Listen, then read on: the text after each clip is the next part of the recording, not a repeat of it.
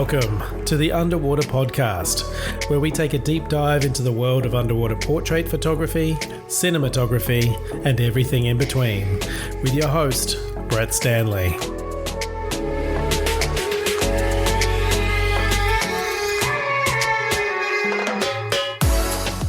Hi everyone.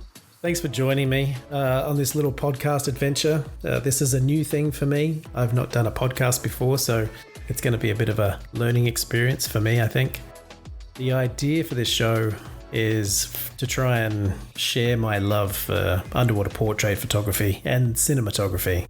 The passion of all the people that I'll be interviewing and their experiences, and trying to give you guys something that you're going to learn from, or at least find entertaining.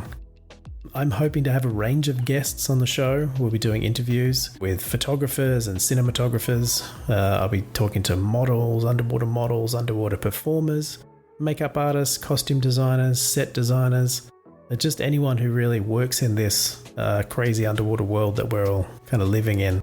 And I want you guys to kind of get a good look at how these images and these films are created from the people who are making them, and get an insight as to what they're doing and the techniques and stuff they're using. So it's kind of an educational thing.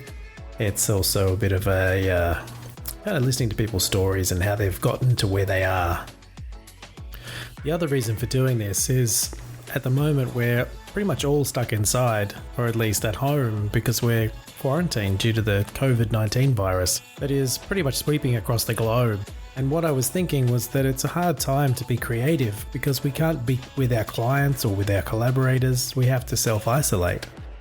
And it's hard to be creative when you're on your own. So thinking that this podcast would kind of help to keep people motivated and inspired while we're isolated from each other, and give you a little bit of hope possibly in the darkness that we've got right now. So one thing around this is I'd like to have a bit of a space for people to kind of converse and talk about the things that they're doing whilst they're in the quarantine, and when they're at home, to keep themselves motivated. So I will have a Facebook group set up and the website, so that people can come and kind of talk with each other and kind of help each other through this really kind of crazy time that we're living at the moment. To give you a bit of background on myself, I've been a commercial photographer for over 10 years, but I've been shooting almost exclusively underwater for about 6 or 7 years. And I grew up in the water. I was a total water baby. I spent as much time as I could in the family swimming pool. I got my diving license when I was 14. And it's just been something that I've loved my whole life. And so when I found one of my old scuba diving cameras a few years ago, a little point and shoot thing, it was just inevitable that I would start playing with it and trying to find a way to create with that. I don't really have an interest in shooting animals under the water. I don't shoot fish or anything like that. So it's people that I like to take under the water and photograph them, because to me it's such a surreal kind of experience. Underwater photography for me is like opening up a portal to a dream world. It's a place where magic can happen. It's a place where dreams can happen, and it's the place where I feel the most calm and the most centered that I have in most of my life. I think for a lot of us underwater photographers, it's almost a kind of addiction, because we're trying to create all the time, and we're making new things in this kind of surreal, magical world. There are some photographers I know as well who just like to be under the water. So taking photos is just an excuse for them to get in the pool, sit on the bottom of that pool, and it's a place where they can relax and where they can create. In this episode 1, we'll be talking to Ilse, who's a underwater photographer from South Africa.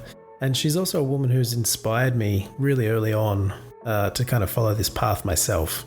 Her work is just beautiful. It's dark, it's rich. Her lighting is incredible. And the way she gets the look that she has is also amazing as well. And as you listen to this interview, you'll find out that she is doing things way differently than I've seen or heard of done before. So we're going to talk about her and her journey, how she got started, We're going to talk about what it's like to build your own underwater equipment, mobile swimming pools, and how to get the best out of your models, and what it's like shooting portraits on a fisheye lens, which I'd never heard of before. So stick with us, and we'll go through it all. Let's jump on in.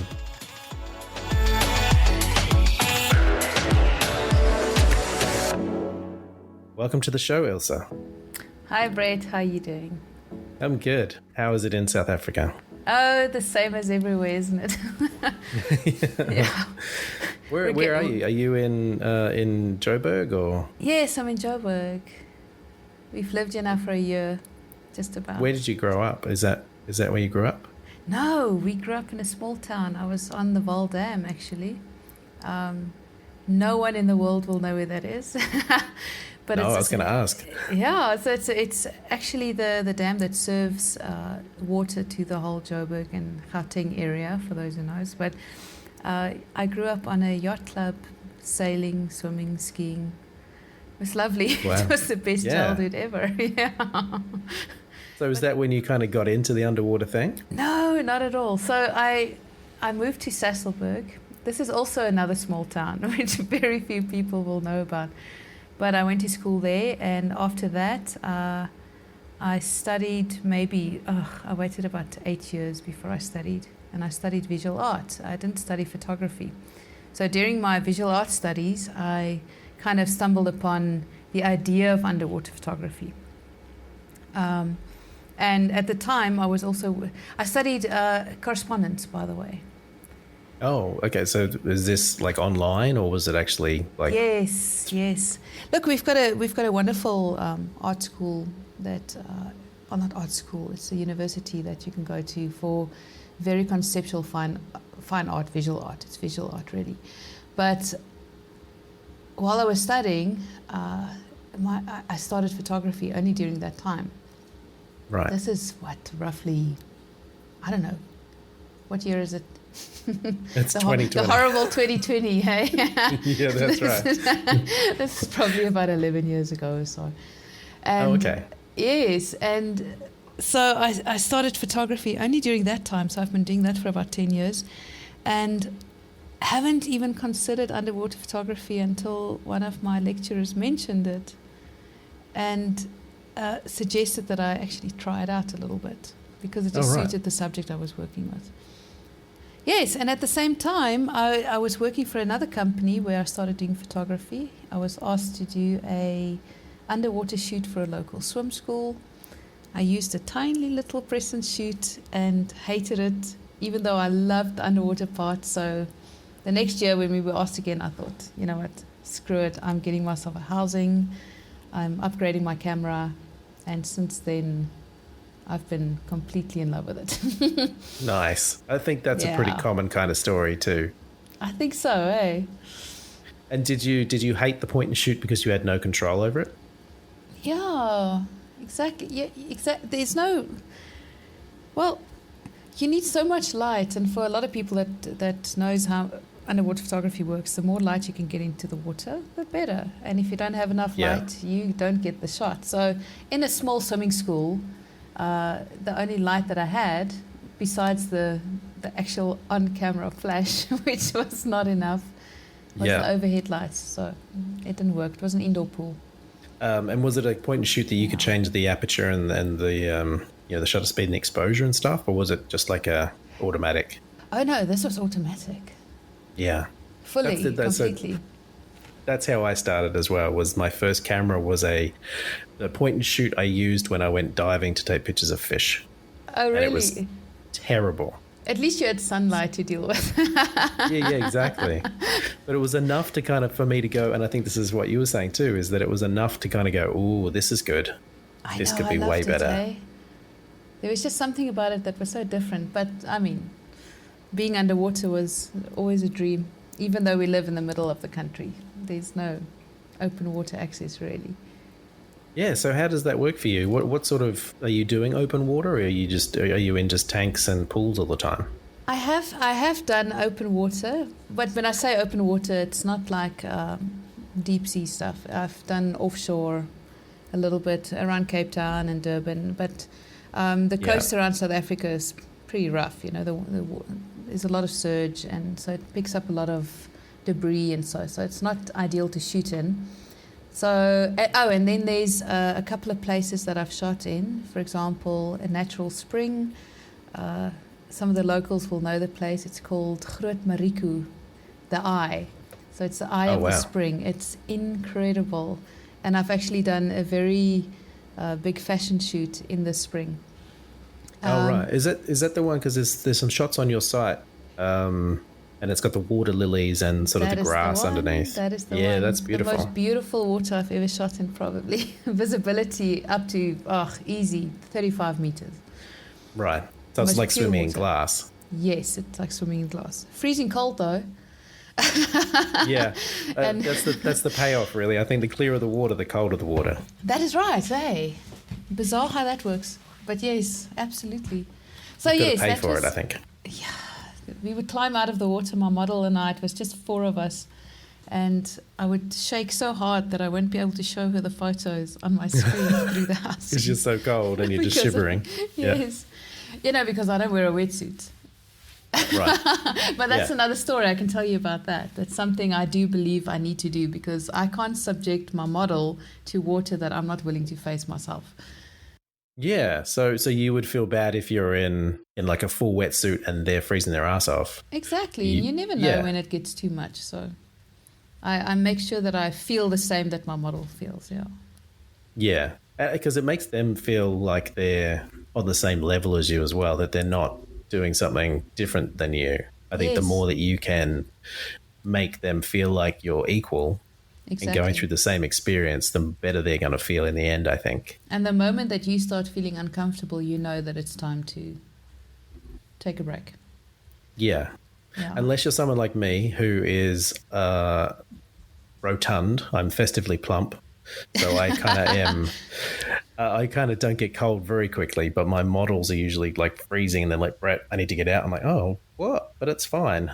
They're like, "No, it's freezing in here."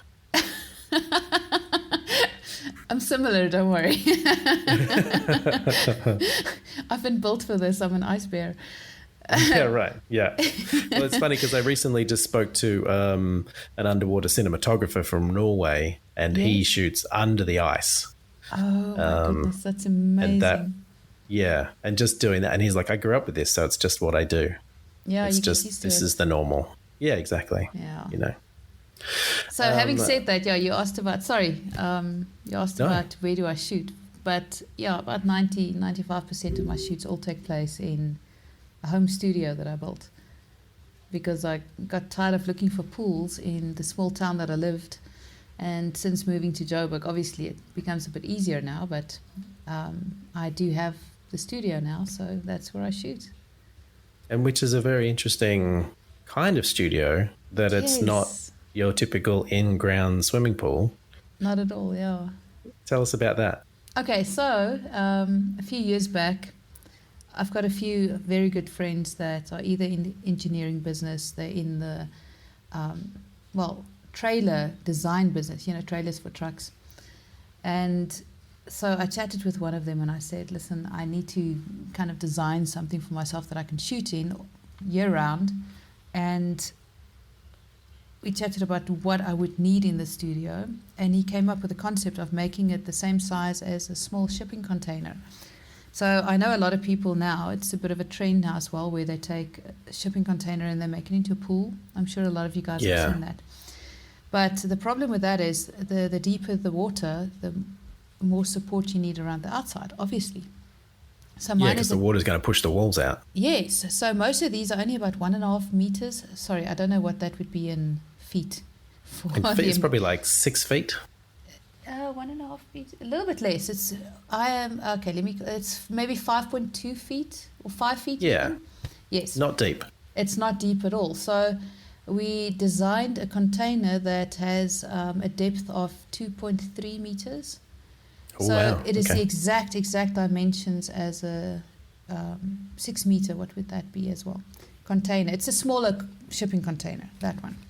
Right. And It's got panels inside to insulate it. It was built from scratch. We didn't actually use a container. It was built from scratch, and we designed. Okay. Yeah, we designed the whole thing, and it's got a little studio space on the one side with glass, so I can shoot through the glass if I wanted.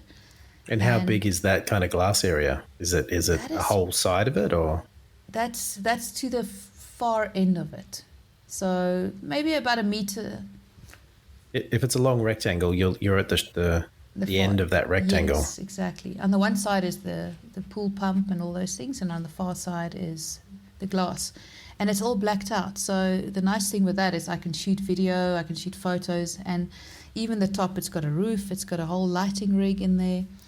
Wow. So I can control the lighting 100%. That's beautiful. I love that. Yes. And was there a reason you did that rather than building an actual in-ground swimming pool? Was it a cost thing, or you just wanted to have that much control over it? Yes, I wanted more control over it, but I also wanted to make it movable. Right. So this thing has moved actually several times. It's gone to a couple of it's gone to 2 expos. The first time it went, it wasn't quite completed, so we had to leave it outside. Oh, no. It was the worst time of my life. I can't even tell you. Oh, no. It did not work. We tried and we tried. We were racing against the deadline, and it wasn't completed yet, and there were problems with... Because there's so many panels on the inside that insulates it as well as actually holds the water. The whole inside is literally 27 panels. Right. It like just having a millimeter off caused a leak. Oh, so, and then that's done. Yes. And with 27 panels, you can only imagine. So we didn't have the ability to put water into it. Oh, no. This time around. And we'd already gotten the tank. We were taping that thing up tried everything the night before it had to go to the expo, and it didn't work out. So we left it outside so people could at least see it. And then the next year, by that time, we had it fixed, and it was fantastic. People loved it, and we loved it. When you go to an expo like that, is that someone has sponsored you to come and shoot, or was that you kind of promoting your own services at the expo? How did that work?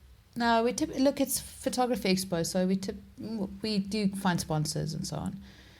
It's, if I had to go to a different kind of expo where I would sign up a lot of clients, that would be different. But for a photography expo, people do come. I do workshops. Right. And every day I did about 2 or 3 workshops. Yes. Yeah. Right. You weren't there for for Nikon or whoever. No, it was for us. Yeah. That's amazing. It was very cool. But luckily we could pick it up, and we brought it with us to Joburg. So we actually have the studio right here. That's amazing. I think I saw a video on your Instagram where you're having it moved, getting it installed. Goodness, what a nerve-wracking experience, but yes. It's very hardy. It's a very strong studio. It can take right. Good. Yeah. And so how do you always just shoot through the glass, or are you in the water with the clients, or how does that work? Most of the time I'm in the water with the client. By far most of the time, yes. I like being in the water. That's why I did this, So it's a nice experience for me to help if I work with a lot of cloth, to help move the cloth around and have a little bit more control. And that also means I shoot with a fisheye lens a lot more, which you've mentioned before. Which kind of blows my mind. It is. I know, it's bizarre. Hey, it's not the first lens choice I would think of. No, especially when it comes to model photography and so on. No, and looking at your work, I would never have guessed. It's probably 90% all done with a fisheye lens. That's incredible. And I want to talk about post-production and stuff later on, just to kind of to go over that stuff. But when you're in the water, you prefer to be in there with the client, so at least you can interact a lot better and kind of help moving props and stuff. Yeah, because I don't need to wear scuba gear or anything like that. It's a safe environment. The water's heated. It's very comfortable. So every time we come up, we chat about something, we try again, we go down. But when I do shoot through the glass, I tend to take a very different approach. I might shoot like f1.8, for example, or f1.4 even. I get a different look. And I like people to come up right against the glass. So it's 2 very different approaches that I take. Yeah, The right. moment I shoot with the fisheye, as you would know as well, I can get closer to the model and the images are crisp. So what gear are you using? What's your camera setup? What's your housing kind of setup Okay. as well? So this is an interesting story. So I used to work with the D90. I had an iCloud housing, and I had two strobes, the two DS51s, and I stopped using those, by the way. If you guys want to chat about that, that's cool too, because I only use continuous lighting now. I don't use flashes at all anymore. Ah, yeah, yeah. So So the DS51s, what brand are they? don't ask me things I don't know. It's a DS51, man. The one that goes with the iCloud. Oh, okay. That's probably Those iCloud ones. then. Yes. So I use those.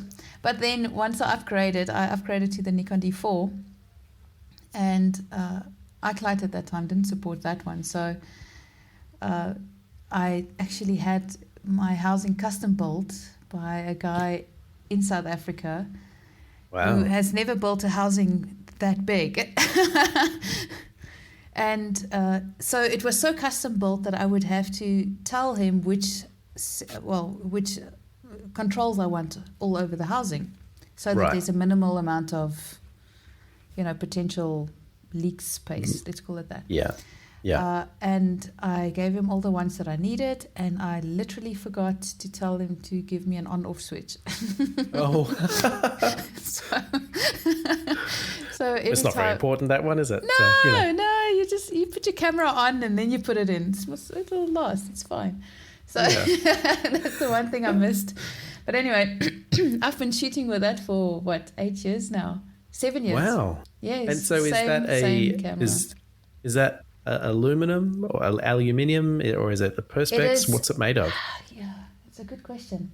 He uses it. I think the outside of it's round. The whole thing is round, and he's Oh, got perspex okay. on one side, perspex on the other side.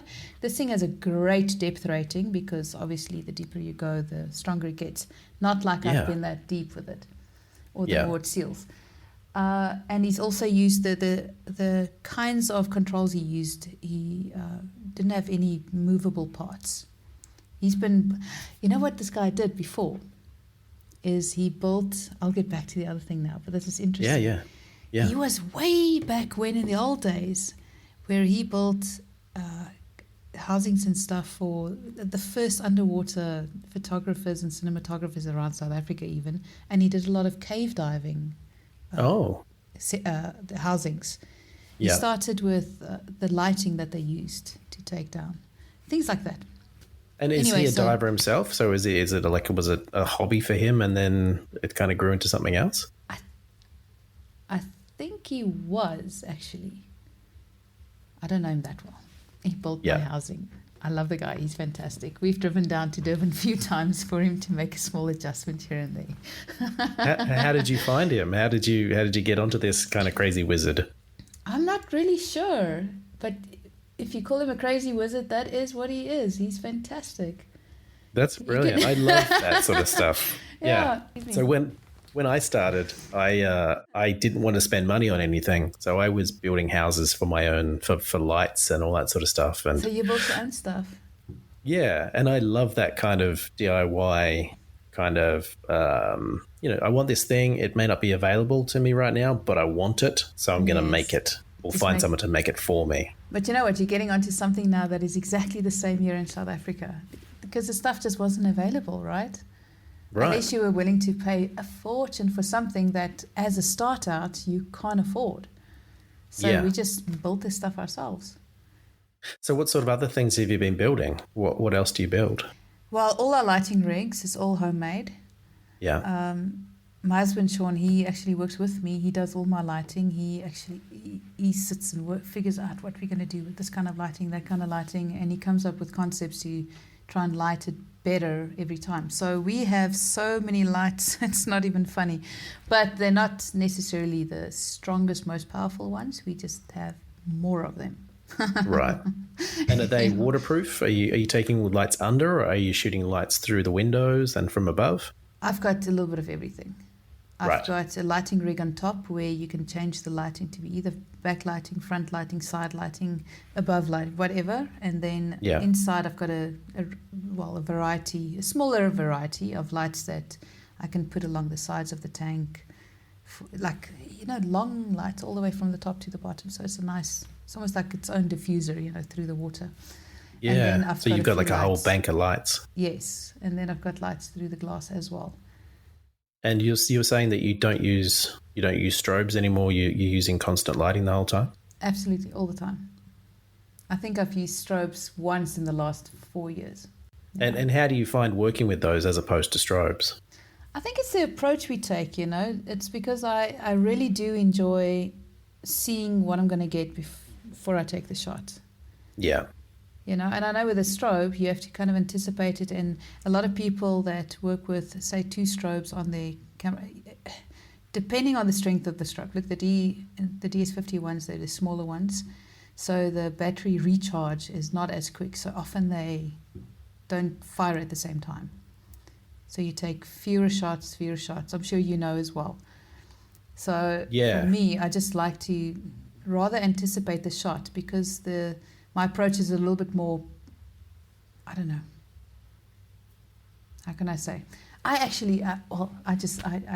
really prefer it myself, to be honest. Yeah, totally. Yeah. And that's what it's all about, is working with what you like and what you feel is most conducive to your creative process as well. Yes, and if I change it, I can just move a few lights around and I just wait for the moment where the cloth is perfect and her face is perfect and the hair moves right and everything, and I know what I'm going to get. So would you say that you're shooting less photos with the constant lighting every breath as opposed to the strobe? Like, you're a bit more decisive with the shot that you take? No, I'm probably less so. Okay. It's probably the opposite because I'm not worried about taking too many photos. Right. Because you're not worried about the recycle time or anything. Exactly. So it actually allows me to take more. So for me, the creative process is there's a lot of planning going up to a shoot. I run my models or my client through it, like with sketches and mood boards and all kinds of stuff. We do have a lot of conversation before. And then there's a time where she can get comfortable with the cloth, where she can actually move the cloths and the dress or whatever it is she's wearing or they are wearing by herself so that she gets comfortable. Obviously, the models that I work with are absolutely professional. I don't even have to tell them anything. They understand me, I understand them. But in that time, when they get comfortable, the moment we start shooting, I just run them through a few things that I can see they do underwater. And you must have seen this by yourself as well. You can go through a few poses or something, but the moment the model's underwater, it becomes their artwork. It becomes their shoot. Oh, totally. Yeah. You can direct them as much as you can on the surface, but when you go under, everything changes at least a little bit. You just get to see it. You become the observer all of a sudden, isn't it? Oh, totally. Yeah. And that's what I love about this is rather than directing the entire time, to me, it's kind of like opening a Christmas present. It's when you're on the surface, you're saying, I would like this. This is kind of what the sort of thing I would like for Christmas. And then when you go underneath, you see them do something that is based loosely around that. Yes. And then you get this awesome surprise when they pull out something you hadn't even thought of. It looks amazing. I love it so much. And then that's the joy of it for me. Yes, absolutely. And also, I mean, when you work with a model that's done this before and someone that's experienced, you can trust them so much. They know exactly what they need to do anyway. They know it looks good, right? Yeah. And you can just concentrate on your job. Exactly. You wait for the moment. You get the shot that you need to get. I take a few more just in case there's something in the way or bubbles that I might struggle with or the cloth just didn't move right. But when you work with and I do this a lot, is work with complete newcomers. I mean, I've worked with people that's hardly been in the water before. And for them, it takes a little bit longer to get used to it. But even when we have a set amount of poses or something like that they work with, the moment they go underwater, they kind of take on it's their interpretation of what they've seen, and it's Yeah. their feeling. So I often adapt. I'm not married to anything that I've shown them. I kind of go with what they give me, and then we come up, we chat about it, and I say, okay, let's try this again. This time maybe try something like that, but let's go with what you have. And the moment she or he goes under the water again, I allow them to just be themselves. And that's why I do shoot a lot, because there's just these little moments in between where everything just comes together perfectly.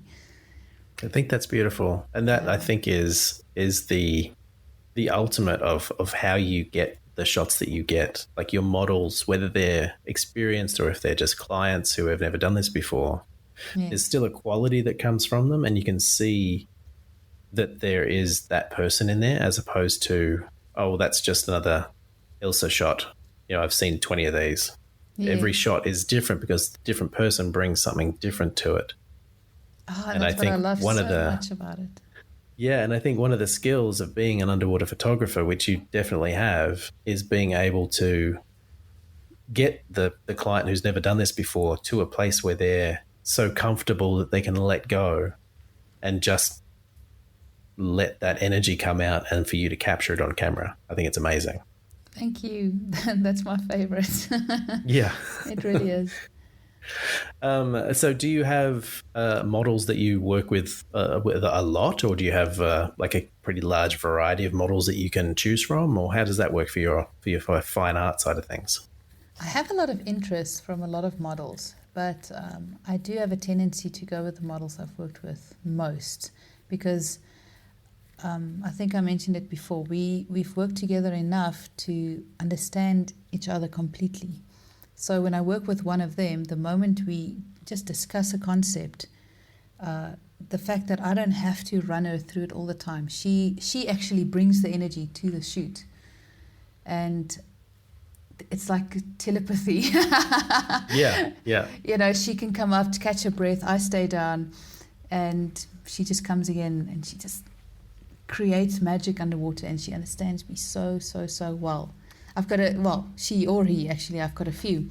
And when they understand you, they know what you expect from them, and I know what I can get from them.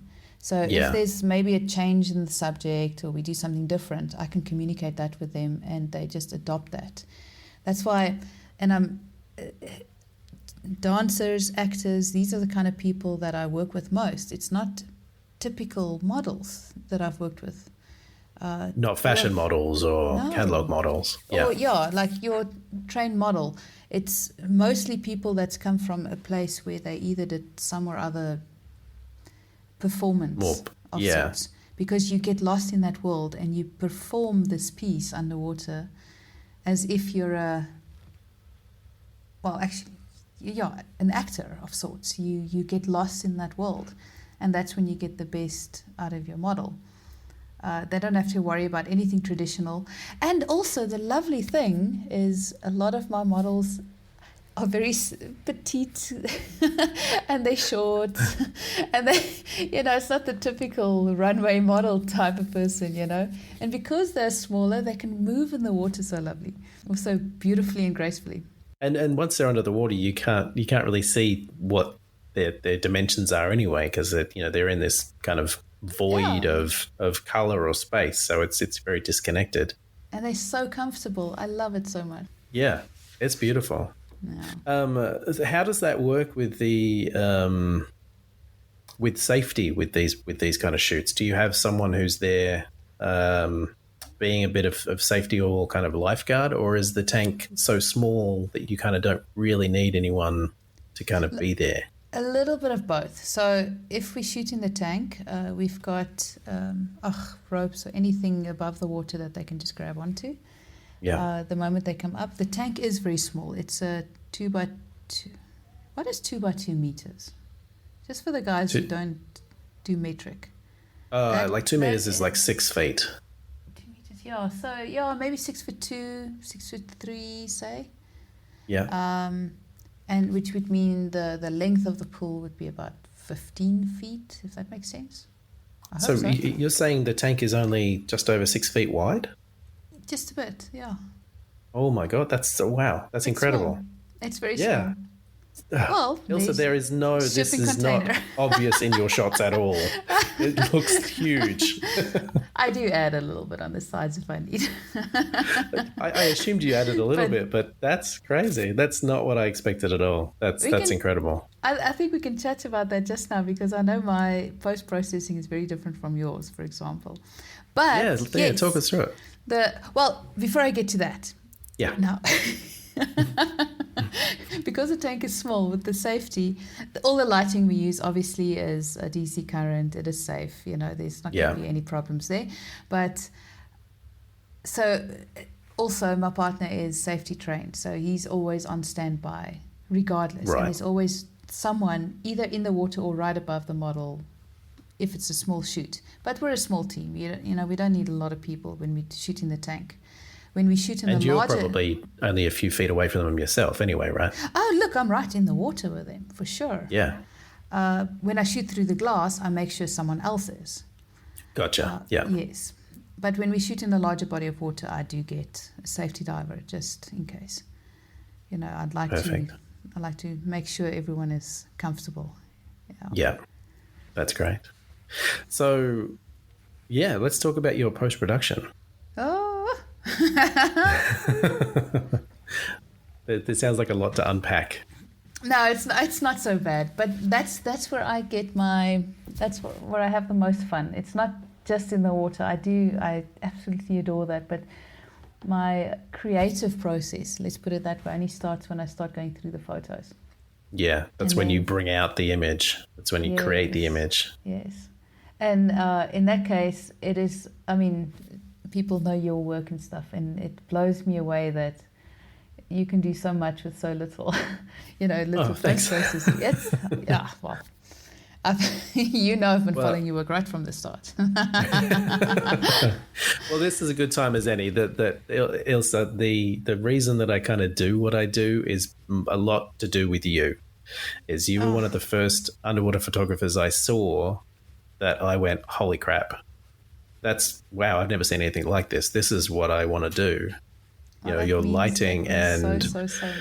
Thank you. All of that was just mind-blowing because everyone else I'd seen was shooting, sports, or they would do, kind of just shoot people against a black backdrop. But what you were doing with the fabric and the depth of field and your lighting is incredible. Thank you. So all of that, you're kind of responsible for what I do. So I just want to thank you. Yeah. Brett! So I feel like we're in a mutual appreciation club right now, but... Absolutely. Because, we kind of started at the same time, and this is a long time ago. I think you must have started before I did. If I did just before, hey? Because I remember I still did some of my first talks at some of the expos and so, and people, I've had one or two people come up to me and say, they really want to do some pole dancing shoots. And I'm like, nope. Can't do that. It's not mine, man. Yeah, right. I turned it down. I'm like, nope, I'm not going to do that. Yeah. If you want that, you need to talk to this guy. Yeah, right. Yeah.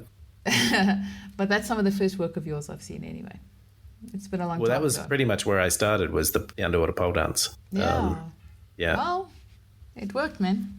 Yeah, very good. Yeah, it's great. I still love doing that stuff. I see every now and then. It's nice to see some of your new work, of course. Oh yeah, I think you have to keep kind of evolving. I think otherwise you end up in this cookie cutter kind of thing where you start to stagnate a bit. And I think you need to. What I do is change it up. Yeah, and look in South Africa. Just on that note, in South Africa, it is a bit of a new thing. So people would come across the concept, not even specific photos, the concept of underwater photography.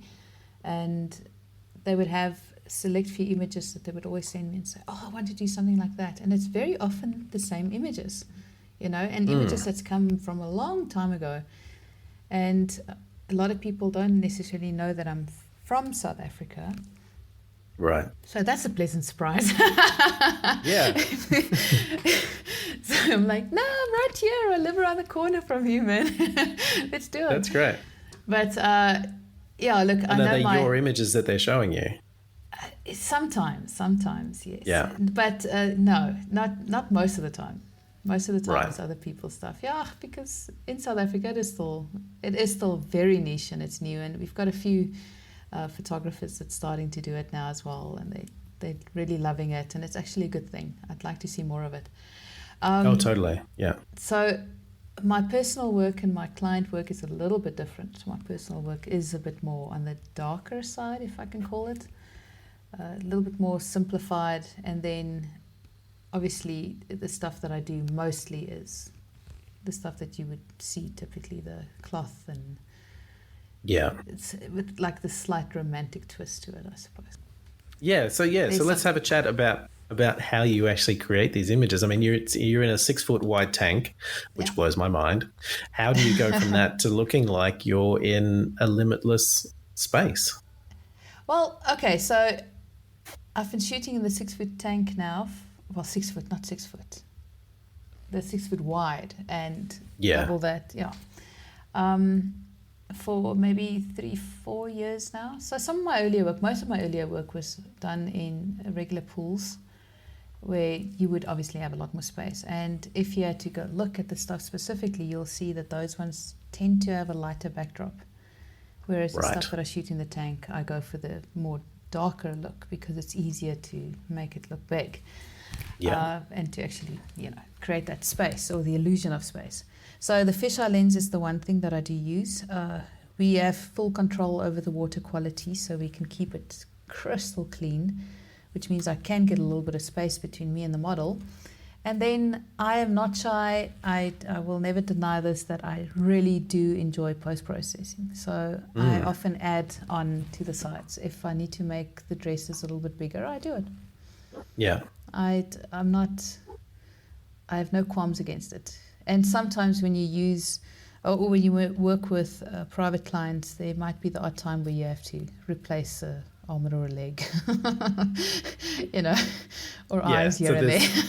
There's some kind of sort of composite going on. There's, a lot of my work has a composite aspects to it, for sure. Yeah. So with the fisheye, how far are you away from the subject? Typically, let me think, maybe about 6-7 feet. Typically. Oh, so that's still quite a distance. Yeah, it's still, well, otherwise you get so much distortion on the sides, Yeah. I need to be able to work with, I don't want to make long fingers and toes short too often. Yeah, no, that's true. It is. And with because I'm not sure I've seen any portrait photography done with a fisheye lens. Is there any kind of post-production to get that back to looking like a normal, to bring them back to normal proportions, or is the lens already doing that? It does a little bit because I shoot with a dome, so there's like an aspect of correction, but I do have to bring it back a little bit if like one of the limbs or part of the dress or something got too close to the edge. Lens correction, that's my obvious go-to. That's the first thing I would do with an underwater shot, just to kind of see where I can take an image, and then I might go back and liquefy, or what's the other thing called? I don't use it very often with the pins. The warp? Yeah, puppet that's warp? the one. That's the one, puppet warp, yeah. Yeah. That is a good one for fabric and hair. It is. It's fantastic, but as you know as well, when you're dealing with bubbles and things like that, you can't really do much. No, if there's bubbles in there, they kind of start to show when things have been stretched or liquefied and stuff. So, I do try and keep it as natural as possible unless I have to change something. But what I do not mind doing is create a little bit more space around the model. Yeah, that space is incredible. And do you end up shooting fabric by itself to add to the edges, or are you just using whatever was taken with when the model was posing? I have a bit of a process for it, and this is with private clients. I don't have to do it with my professional models. Yeah. I use parts of other shots maybe. I have added to cloth many times.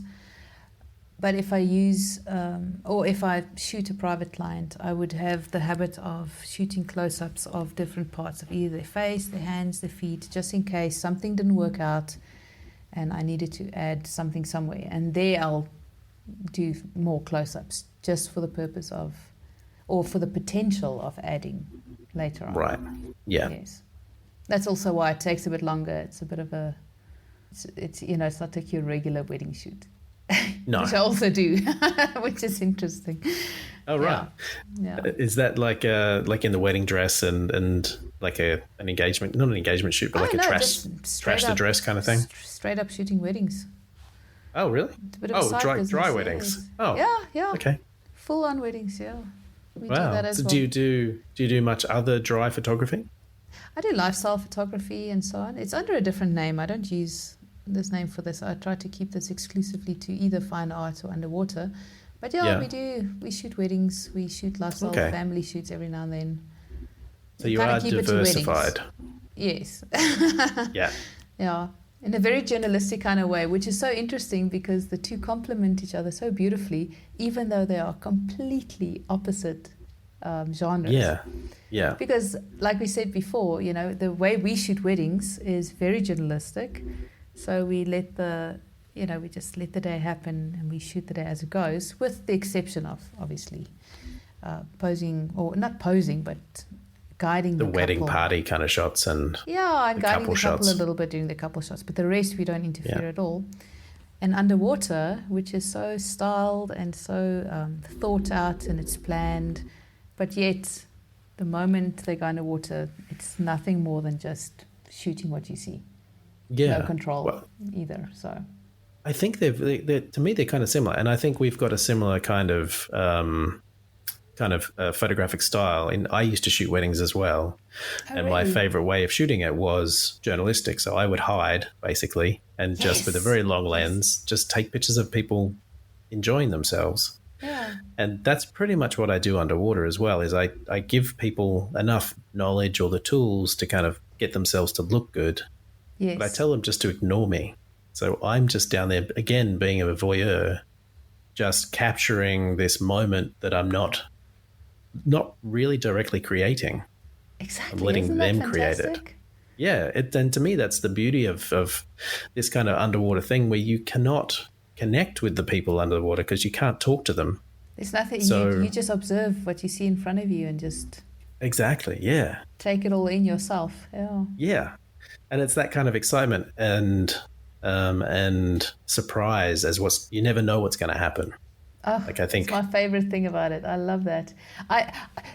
Have you also had this where, you can start a shoot with one thing in mind, and then as you go, things just change, and you kind of just go in a different direction, and we're like, we can do this rather almost, and it all comes from that energy from the model, the way the lighting works, the cloth, everything. And by the end of the shoot, I normally get my best and favorite photos after 2 hours in the water. Right. Because everything just becomes magical, and it's new to me because it's something I've never thought about. And it just takes on a life of its own, you just let it happen like that. Oh, totally. And that, I think, is my entire process. Yes. Is I basically make a space for stuff to happen. And I even tell my clients, they come to me with, certain pictures of that they want to try and replicate. And I'm like, we can try for this. But you have to be okay with it not being this, because we don't know what's going to happen. Yeah. And I think it's what I call chaos theory. It's letting things happen and just being okay with it. What will happen, but just be ready for it and make it a good thing. Yeah. 100%. I couldn't agree more. So speaking of working with models and that sort of thing, is there kind of tips that you have for models? Like, are there things that you kind of tell new people to this kind of game? What ways to get the best out of them? Okay, for new models or for clients, I do send out a PDF file with different kinds of tips and stuff that I want them to practice or realize and remember. Look, the main thing is you do need to realize that you have a different look underwater. And I think a lot of people don't understand that. Yeah. They expect themselves to look like they see, you see the photos and you just assume that person looks 100% just like that. But you do have a different look underwater. There's an underwater face and a topside face. Yeah. And once you accept that and you embrace that and you kind of go with it, That's the first step. Then, I take them through a wide variety of little poses and exercises, how to use their wrists, how to use their arms, their feet, pointed toes, all those little things, how to work with the cloth. Because now, the moment you go underwater, you are in full control. It's like I can come and help with something, which I will, but the way that your hair moves, the way that your face moves, the way that you even your cheeks and your eyes, everything has such a big part to play in making that photo or that image successful. Yeah. So I generally try to get them to a point where they can feel completely free and they almost become part of a it sounds so cheesy, but they become part of a dance. Oh, no, it's not cheesy at all. I think that's exactly what it is. Yeah. It's a performance of sorts. It's a very spiritual thing. I wish they could stay underwater for longer sometimes so that they can just completely just let it soak in and experience that part of it. Oh, totally. I think it's as much an experience as it is a photo shoot. Yes, yeah. Definitely from the start to the end, actually. Yeah. It's I love hearing feedback from people afterwards, and sometimes I only re-experience that once they've seen the images, because it takes them right back to the feeling and the mood that they had right then. Yeah. I think it's very much that kind of, it stays with them, that kind of experience. It's something like that they've probably never done before. Yeah. So it's very, and then it's kind of, to me, I kind of equate it sometimes to like a ride at Disneyland, where you go on this roller coaster and that's the experience. And then as you come down that last big run and they take the photo of you looking scared, that's the photo of that experience. And that's what I feel like sometimes is the photos that we give them is the kind of the secondary thing. The experience was the main thing. But then these photos are kind of like evidence of it. Exactly. Yeah. Yeah. So in that kind of vein and trying and kind of tipping it on its head, have you had some bad experiences with photo shoots? Are there some stories that you have of things that have gone wrong that you kind of learnt from? I have. I've worked in water that was far too turbulent. I've had like open water or open water. It's just fun shoots, And then I didn't have a successful shoot because the water was too turbulent. There was too much debris. I ended up not being able to use the photos. But then I've also had instances where little things would happen that really made the shoot difficult, and I won't mention which ones those were. Right, okay. But I'm going to tell a little story. All right. So, and I won't say who it was, but if you had to hear this, you will know exactly who it was. But it ended up fantastic. We loved it. So we did a photo shoot, and there was going to be about 8 people in the water. Water was crystal clean. It was a larger body of water anyway. And the guy dived into the water.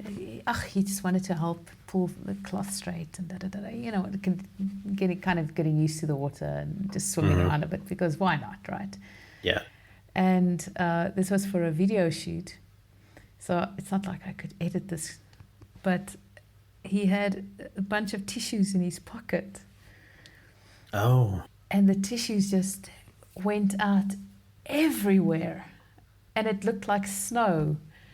Oh. And I'm like, what? How am I supposed to do now? We're about to shoot a video here, and there's like tissue all over the place. Shame. It worked out perfectly fine. We managed to clean most of it up. There was another shoot where the pool was accidentally backwashed instead of flushed, and it made it murky. And you know what? Right. The point, there was another time in that same lily place where I got my fin stuck into the lilies, and I actually struggled to get up for a second. And because I free dive, I'm like, whoa.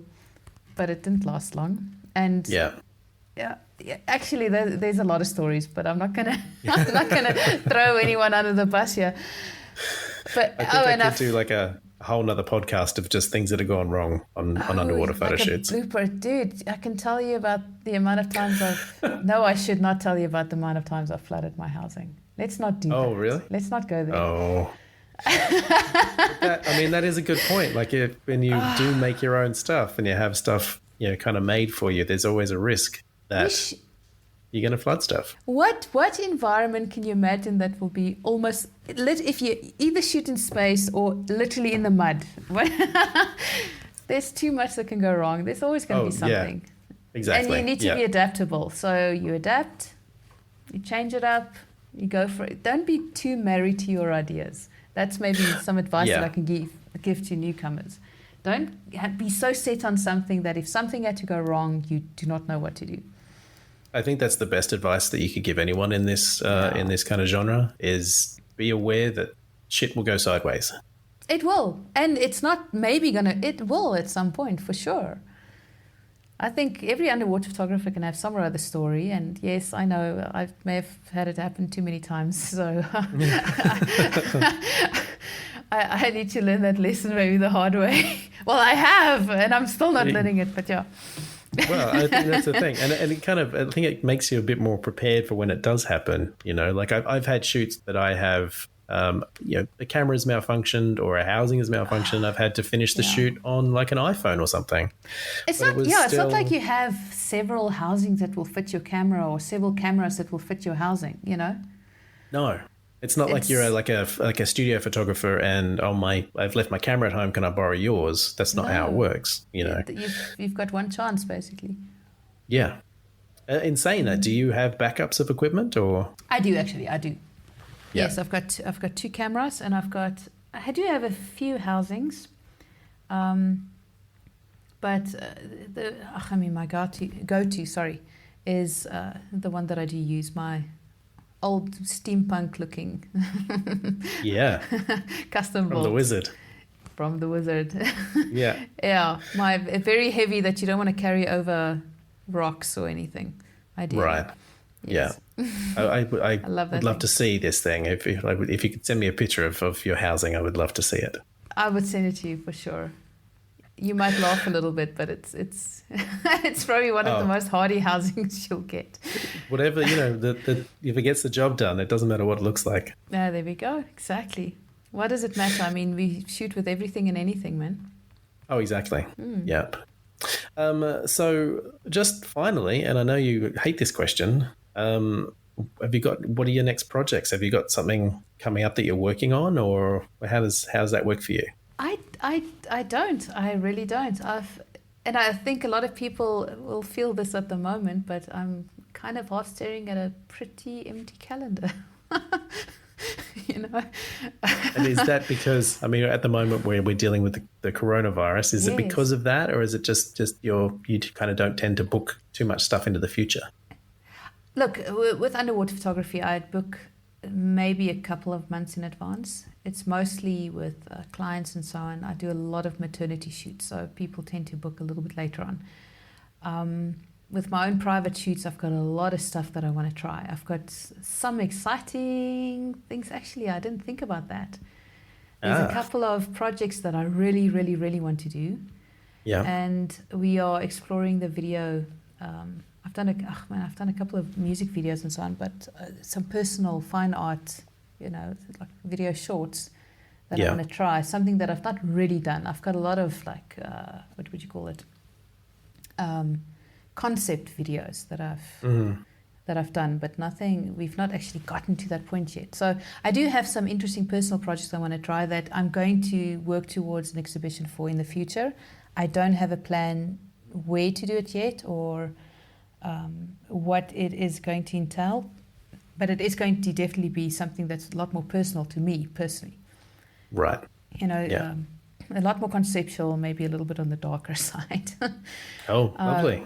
Yeah, I've been working this up for many years, but in terms of direct projects at the moment, no, it's pretty quiet. And yes, the calendars are pretty empty because of the whole pandemic.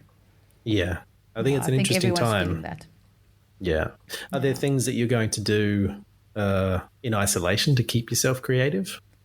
I have a lot of work that I still need to catch up on. Personal projects that, it gets pushed to the side a little bit. Yeah. That you don't make the time to work on. So I do have a couple of those that I'm actually working on at the moment. But I do have, priority is for me now just to catch up on with my other business, a couple of weddings and so on. Right. So I think by the end editing. of editing. It's business as usual for me now, I'll worry about the few empty months coming up a little bit later on. That's true. Yeah. Well, thanks so much, Ilse. This has been really cool, and it's been so good to actually finally meet you and have a chat with you. And it's so lovely. Thanks for having me, Brett. Yeah, of course. Where can people find your work if they're looking for it? Okay, so I do have a few platforms which I should probably use the next few weeks to update. Yeah, there you go. I don't know what the reason is. I'm not very, very big in social media or anything like that. I'm a little bit lax on that, so I need to update. So on my website itself, that's www.ilsemoore.com, and I'm on Beyonce as well, which is a little bit behind. I'm on Facebook under Ilse Moore Art and Photography. I'm on Instagram under Ilse Moore. Let me think, where else is that? A few places here and there in between. Yeah, that. I'll add them to the show notes anyway, so people can find the links. Yeah. Cool. Well, thank you so much. This has been really cool. That was a great chat. I enjoyed that. Thank you. Yeah, I'll hopefully catch up with you again in the future. I'm sure we will. Yeah. I'll let you know when I fly to America, when we're allowed to. Yeah, that'd be good. When the borders are open again. There we go. All right. Thanks very much, Ilse. Thank you. Bye.